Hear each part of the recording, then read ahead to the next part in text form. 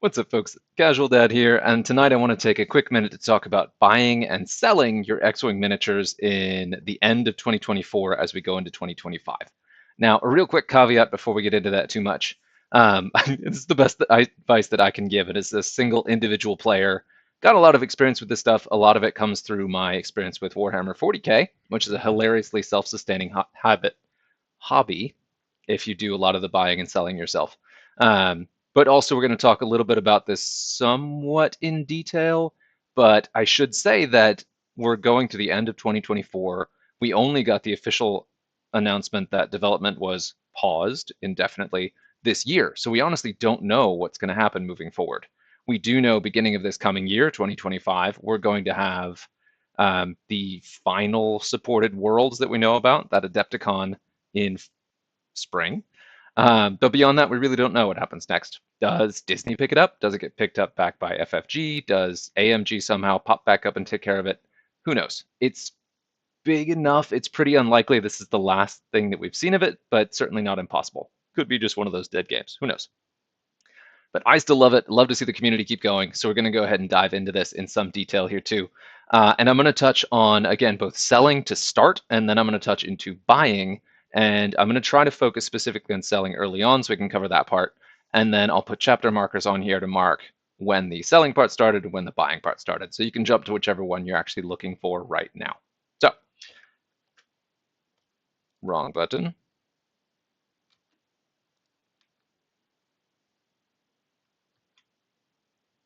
There we go. So the number one best place to sell is going to be your local gaming groups. My local game store has a pretty cool thing where they do like a mini swap where people who from the community come in, they bag up their stuff, they say, I want X dollars for this. They put it on a table, and then anybody can come by and buy that stuff at the counter of that game shop. And usually what they pay ends up being translated to store credit for the seller, which is nice. It's a good way to support that store, get some foot traffic in there, and help the folks that are playing there move some of their stuff. I've used that a lot to go ahead and, again, refresh my Warhammer 40K armies, and have not done it for X-Wing, but it certainly would translate well, especially now that the resale market is going to become such a bigger part of that hobby. Second to that, most gaming groups, either unaffiliated groups or through the local shops, do have a buy and sell or swap kind of deal. So you can usually find individuals who have the stuff you want, do local exchanges. That's definitely the best way. You don't have to deal with the hassle of shipping. You deal with someone locally. You kind of keep the stuff in the family, as it were. That's my kind of preferred way to do it, but it is fairly slow. You often have to do physical pickups and exchanges, and you do have that limited market. Now, if you're going to sell online, you can do things like Facebook Marketplace, you can go to Reddit, you can do all kinds of this stuff. I've done some direct selling recently on Reddit. That's been a really great experience, but it's always, hit or miss. And I do know there have been a couple high profile scams through that too, so mileage may vary, of course. But my personal preferred method is eBay. And I know that eBay does have some fairly significant fees, so definitely be aware of that. Look into what things do, how much money you'll actually get out of it. But some things that eBay does really well, it gives you broad access to a huge market. And I personally use eBay because a lot of the stuff I sell sells internationally, and eBay's international shipping program is really elegant. It's a really nice way where you just do the buying and selling the same way you do with anything else. It goes to, and here in the United States, goes to a domestic donation and then is shipped off internationally in a really, again, very elegant way. But I've been doing pretty well on this. Let's actually go ahead and look at my store. Maybe. See my watch list. Go to active, just to kind of look at what's up here. And just to talk about this a little bit. So what kinds of things are people buying? So the number one hot ticket item in X-Wing miniatures is going to be your ships. Physical models going all the way back to first edition, especially the stuff that was never reprinted in second edition. That stuff is selling like hotcakes, especially stuff that's really hard to find, and doubly especially the stuff that was recently added back into standard before Worlds. AMG official points, you can fly the gunboat and you can fly the TIE Phantom officially with those standard loadout cards that came out. I think also the print and play pilot cards too. So those are official and you can actually run them now. So your Phantoms and your gunboats always sold well, but the TIE Phantom selling well is really nice. But then things like the TIE Punisher, things like the TIE Aggressor, if you have the ship, They sell really well, and then some of the harder to get factions like Republic. Republic actually sells really well too. So I just wanted to kind of lay those out, and just my sort of quick rubric. Let me see if I have. It's mostly 40K stuff in here now, but there's some X-wing stuff. My quick rubric is if you have a ship, like a ship expansion, a small base is usually kind of a $10 piece. I put this at 15 because there's a bunch of extra stuff in there. I'll probably drop it because it's not selling. Um, yeah, so like a small base ship is about 10, a medium or large base ship is about 20. That's just kind of a reasonable starting point and what you should expect to pay. On eBay, if it's a hot ticket item, you're going to pay more than that just because there are more people that want it and you do have to actually compete through the bidding system. That's one downside. I don't love it. I mean, obviously, I get a little bit more money out of the stuff that does sell, but at the same time, I want this again to stay in the family with people who are genuinely going to enjoy it, play the game, expand, and get more people to play it. So yeah, the efficiency is nice. A lot of these things have been selling for reasonable prices, which is great. Um, yeah, again, and it's super, super easy to go ahead and list these. So you could create your eBay account, you jump on eBay and you search for an item, like say you search for my, where are you? Where's a ship? Say you search for my resistance lot.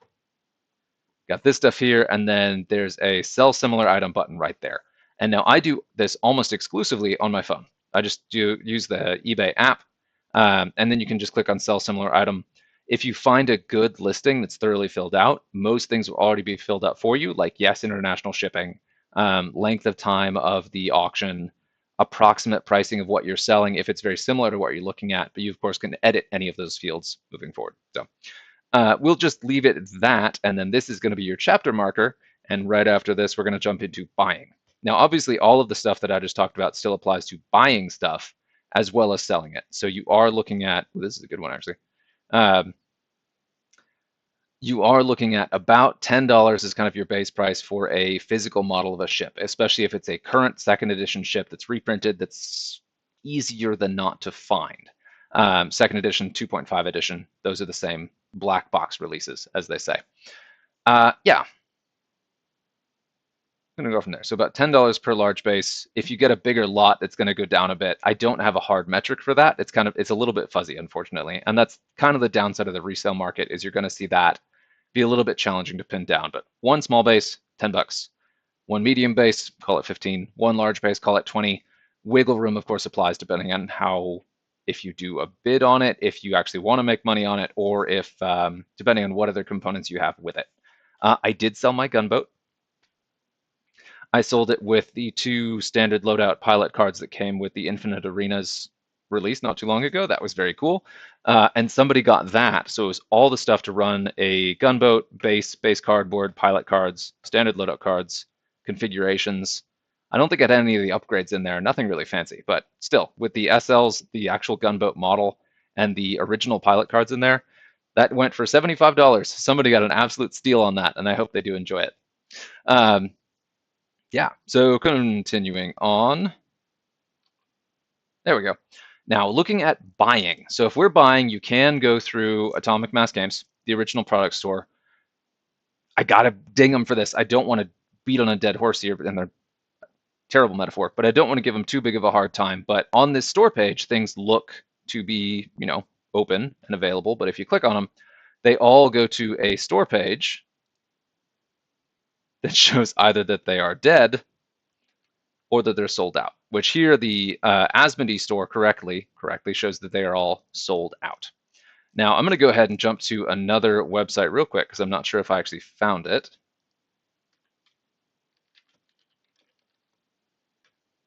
This is a huge warehouse that advertises like crazy, and this is one of the most consistent stores where I've been able to find X-Wing product, and they get some inconsistent restocking. You never exactly know where. Let's see, tabletop games, X-Wing, Star Wars X-Wing, boom.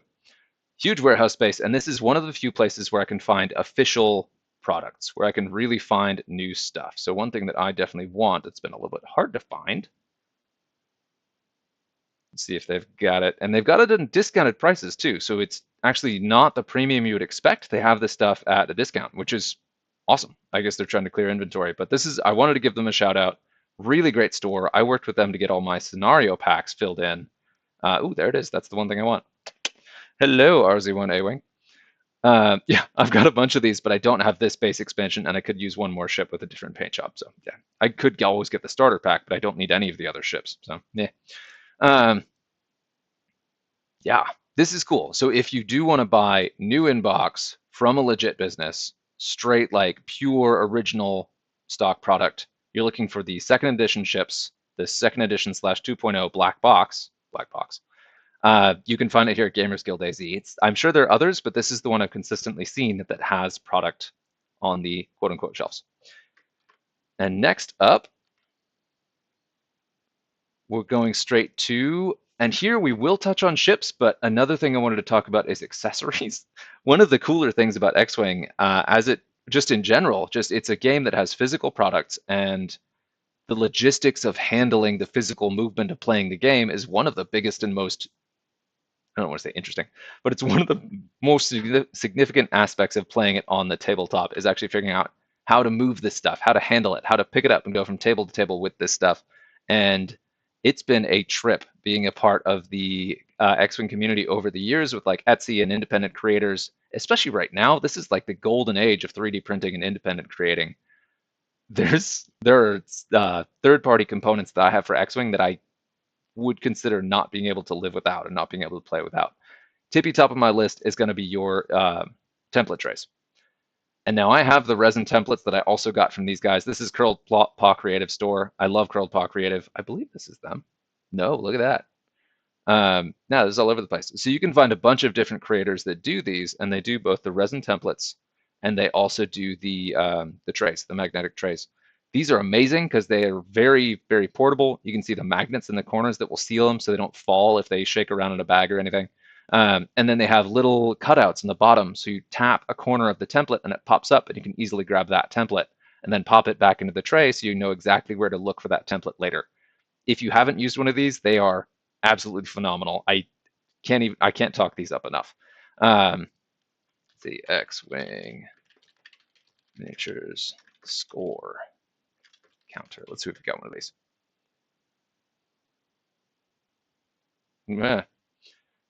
Here we go, right here. This is great. I really love these. This is one of the 3D printed things that popped up more than recently.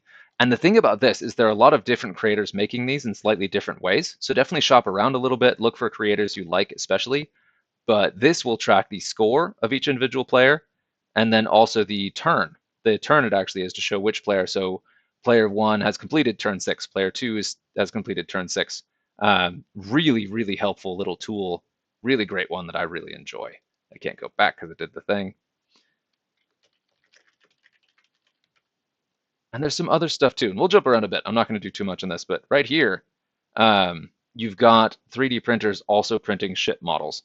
So depending on how official you want to get or how much you really genuinely care about the original content or just want the ship to be recognizable, there are varying levels of quality. Like here, you can get a gunboat model for 13 bucks, slap some paint on that sucker, and it looks not half bad. If you're at all experienced with painting miniatures, you can do better than that, but it serves. So, and I think this is something probably going to adjust to a bit more. You've got the Delta 7V. This is cool. Someone's 3D printing base peg replacements. Like, and this is the kind of thing where, like, if you have a damaged ship, there's so much you can do to kind of refurbish it or customize it or change it out. Like here we've got customized different design for the ships. There's the base peg fixes. There's the TIE aggressor. Oh, look at that little video. There you go. That's nice. You've got your base cardboards. There's a ton, and I think some of these you can have them customized to be what you want, and then also they can have, I believe some of them are acrylic, so it's not just the base cardboard. You also can get the acrylic ones.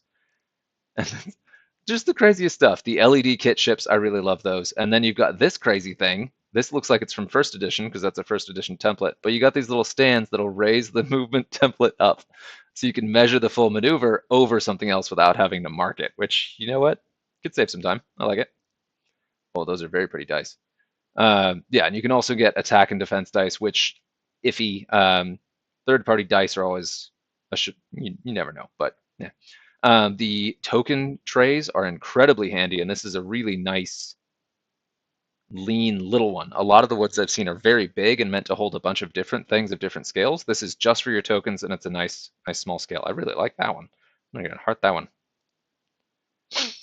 Anyway, and then we'll continue from this. I've rambled about Etsy. Come on. All right, we'll leave that up. And then, of course, there's the TIE aggressor. Again, we're going to see 3D printing definitely take up more of the ship market, which is kind of fun because you'll be able to see a lot more ships that maybe you wanted in the game that you haven't been able to find a copy of, whether it's a replacement of one that was released but is hard to get, like that gunboat, or whether it's one you wish was in the game that's not in there. Like, I would love to have something I could run, like a wild card from the old Heir to the Empire, Timothy Zahn book series. The wild card was a cool ship, and it'd be fun to run that, like, what is it, Action 5 freighter. Um, yeah, so it'll be a way to personalize your collection, be a way to kind of add more stuff to it or fill in the gaps in your collection, which is pretty cool. The downside, of course, is it's going to make that community so much more chaotic just because people have independent pieces, will have homebrew cards. I love this game and I think that will be fine, but it is going to make that tournament management challenging. So, extra special love to our tournament organizers who keep this all going. Ooh, yeah. And this is a fun one. I don't know if you're familiar with Harry Nick. He's a YouTuber for X-Wing miniatures from a while back, and I believe he just officially announced this last week, maybe this week. I don't even remember. But this is pretty cool stuff. And this again is one of those cases where his goal is to provide useful products that people don't even necessarily they know that they need. So like the base ship tokens where this will just let you measure your arcs. And so you don't even have to know which ship it is. These are totally blank, unmarked. You have to have another way to mark which ship is which, like the little pop-in tags or whatever you use for that. But it's really cool to have these as just a stand-in so you don't have to bring the base cardboard for every single pilot. The idea here is potentially for more casual play, but just for ease of transportation that you have something as a stand-in that is recognizable of what it's supposed to be without having to keep all of them. I'm reorganizing my collection now, and finding the base cardboard that matches every single pilot is the single biggest challenge, hands down. Nothing harder than that. So this is really cool to see something like this, and it's one of those things that I hadn't even considered until Harry Nick put it on his store and talked it up in this announcement video about this. So that was cool. Of course, you've got the resin templates, and then you've got this little thing, this score counter, that, like it says on the tin, is compatible with multiple game systems. Like you could use this as a score tracker for um, X-Wing, of course, or whatever else you want to use. Like that's cool. And then this is a crazy thing. This is a universal dial. So it's got the speed on the left and the bearing on the right, including the backwards maneuvers, your Talon rolls, all of it. So you can set any single available dial in the entire game. Now it is tricky because this assumes that you either have a dial reference card handy or you just know the dial well enough to get that right. So I love that. I don't know that I fully see the utility in it. But it's a really cool concept, and I would love to find a way to make that work in a way that made sense for me. But again, like the combination of these two, very nice quality products, looks really sharp, very, very cool idea. And I absolutely love that level of creativity that's going into this. Like this is very cool. There's a lot going in. Let's see what else we got here. Larger custom order. What do you got here? And this again is brand new. Ooh, hello. They're based in Australia. There we go. So ooh, this is cool. So it has customizable bits. I'll let Harry Nick speak a little bit more to exactly what would go into the custom order. I wonder, and this is a request. Like you ask for it, and then you have a conversation about whether or not what you're looking for is actually doable, and then go from there. So that is cool. It's Harry Nick's YouTube channel. Highly recommend it. He does some really great stuff. He was really prolific early on in X-Wing, took a pretty long hiatus, and has recently come back into it because similar to me, the community supported aspect of the current era of X-Wing has been particularly interesting.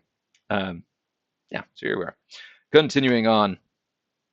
Shout out to Infinite Arenas. Jim Bob of Infinite Arenas is amazing, and this is a truly, I don't even know what to call this, like an irreplaceable resource. One of the key things here is that there is multiple different card printer tools. So with the Holocron, you can actually use this to, and I believe I have the next tab. The Holocron is a place to replace your cards. Like if you are missing just a couple cards, like for example, I am missing the I'm missing the Ghost, and I don't really want the Ghost, but I want the crew cards that the Ghost has to round up my Rebel collection. So I could do this, print these suckers out, and I believe I can order them pro-printed or print them on cardstock and then cut them out myself. But even just to have a paper version of them gives you an actual physical piece to put on the board. And I could have my, well, this actually, hang on, let's see. There we go. And let's see, so I want just Rebel Alliance. Let's go through this. The tools are very powerful and have a lot of customization that can go into it. Let's see. And I am just looking for the crew upgrade cards. And really, I just want Saw. I just Saw Crew is, as a Scum player who's definitely expanded into Rebels, like Saw Crew is one of those things where I'm like, I really wish I had that in Scum. Yeah, so we'll see that there. But it's a very cool tool that lets you get the official imagery of these, and then you've got your print cards option right here. Yeah, there you go. Look at that. And then we can go ahead and just run through what it would look like to actually print these cards. And I've got them set to black and white, so they look like this. You could choose exactly which pages you want. Like this is really cool. Obviously, that's way too big because that's 2 cards per entire sheet of paper, but we could figure that out. But yeah, it's there. It's really handy. It's got that kind of frontier aspect to it where there's a lot of custom work to just play around and muck around and get it exactly the way you want. But you can play around and muck around and get it exactly the way you want, which is very cool. So if you're struggling to find some specific replacement cards, you're finding on eBay or Etsy or whatever, they're just too expensive, this is a really nice way to kind of fill out your collection without, going too crazy. So gives you access to the things that you need to fully play and enjoy the game. Yeah, I really appreciate that. So let's see what else we got. Ooh, yeah. This is something I'm gonna have to look at in a little bit more, a little bit of an unceremonious finish there. Accidentally hit the stop button. My bad. On that Infinite Arenas homepage, at the bottom of the page, there is also a card store option. I wanted to make sure to mention that because this is where you can get the actual printed cards. So instead of just printing out your own stuff to print and play, this is where it's the professionally printed cards themselves. Definitely check back in here because there's a lot more stuff that's going to be added soon. He's definitely expanding his collection here. Just added like the Heroes of the Arturi Cluster co-op or solo campaign mode cards, which is very cool. Pod racing map tiles. And I mentioned earlier the maneuver cards. This is a really cool thing because these are the actual cards that show what maneuvers a ship can do. So if you have that universal dial from Harry Nick, you have one of these sheets, and it should show every single possible maneuver every single ship in that faction can make. You get one of these sheets, you get one of those universal dials, or one of those sheets, and then like 4 to 6 of those universal dials. That'll cover every single ship you could possibly run in that faction, which is awesome. Now we'll go back here, and then I'm looking for something. I know he recently announced that he's reprinting damage decks, which is very exciting. Most of this quick build stuff is quick builds built around the original quick build stuff from the early releases. So let's see. It's like you get the quick build cards that come with a pilot. There's things like this. Pretty freaking cool. And some of these are custom, some of these are the quick builds from the original releases. It's all just a really quick way to, one of the things that Jim Bob talks about a lot is like you just get together with buddies, you have a deck of cards for any ship, you shuffle them, you deal them out, and that's your squad. I really enjoy that. It's a cool thing. They're very much not the official materials, but it's a really fun way to quickly play with your buddies. And I really appreciate that too. Let's see. Oh yeah, we've got a rules pack. Oh my goodness. The second edition and I believe 2.5 edition. Um, there's so much here. I cannot rave enough about these. The Phantom and Starwing standard loadouts. These are the ones officially announced by Atomic Mass Games. These are the tournament legal Phantom and Starwing standard loadout pilot cards. And you can get the pack here for at cost because this has been partially sponsored by the X-Wing community. Um, very cool. So like $4 for 4 standard loadout cards to run your gunboats and phantoms in legal standard tournament play. It's super cool. Then you get your prize pack of those. Damage decks. You've got the small size damage deck and the full size damage deck. I know these have been really hard to find in source, especially internationally outside the United States. So this resource that just popped up is massive. Like that's such a huge help, and I wanted to make sure to shout that out, including the epic damage deck with the cool artwork on the back. Let me actually look at a couple of these because some of these are things I didn't actually know about. Oh, excuse me, 275. My bad. Jim Bob. Very good. Here's a rules pack. Let's look at this. This talks about commando teams, game overview, obstacles. Wow. So it's all the obstacles rules. Oh, that's great. That is great stuff. Really handy quick reference rule stuff. Let me look at one more and then I'll stop. The 2.5 conversion pack. Oh, okay. So this is the pilots that were errated. Errated, yep. So these are all of the pilots that were errated between the launch of second edition and 2.5. Some abilities were shuffled around and changed. And this is a pack of 23 pilot cards. It looks like standard loadout cards that made some changes to how their abilities work. So like the way that the Reaper's ailerons worked, the way that the Striker's ailerons worked, the way Arvel's ability worked, all of that was errated a bit, and it's pretty cool to see that. Let's see.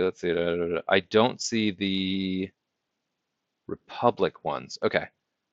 So this really was from second edition to 2.5, not the errata added later in 2.5. So we'll look into that. But still, just tons of resources here. They're going to keep growing. And all of this already is really useful stuff for basically any player. This is pretty cool. Yeah. So, that was that. And then I think I had one more.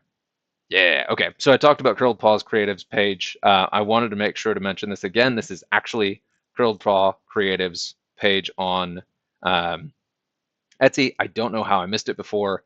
Ended up in some weird search thing, but I wanted to shout out that they have a clearance on their Fancy Pants resin, or excuse me, acrylic X-Wing tokens. Let's see what else they got on here. I really recommend these guys. They were a major part of the community for a long time. They do a lot with Legion. They're doing a lot with Star Wars Unlimited, but then also they're doing a lot of stuff with, they have a lot of stuff for X-Wing. And of course, some of these tokens could be repurposed. Like a lot of this, you could use this for multiple games or it just looks cool. Let's see. And there's so much in here that it just takes the time to like browse through. Then we got Gunpla. We've got, oh yeah, these are cool. Brush holders, paint holders, these little racks. I really got to get me some of these. One of those stylish lamps. Anyway, now this has gotten a bit rambly. We'll go ahead and stop here before I hit the stop button again by accident. Hope this is helpful. Of course, please do let me know if you have any questions at all. Happy to talk through it. Love being a part of the community. If you have anything else you want to see covered, let me know. For those still with me, kind of a bonus at the end here, early into the new year, I'm going to do quite a bit more meta-analysis and breakdown because we're looking at what may be the last official worlds. I do want to go ahead and make sure that I do a bit of a deep dive to see what is going on in the meta, what's being played, if things are shaken up or changed based on the points shave and then the addition of the Phantom and the Gunboat to standard for Atomic Mass games. And just do a little bit of help for that tournament prep like I did last year, but as someone who's not prepping myself this time, but we'll see. Anyway, cheers. Till next time.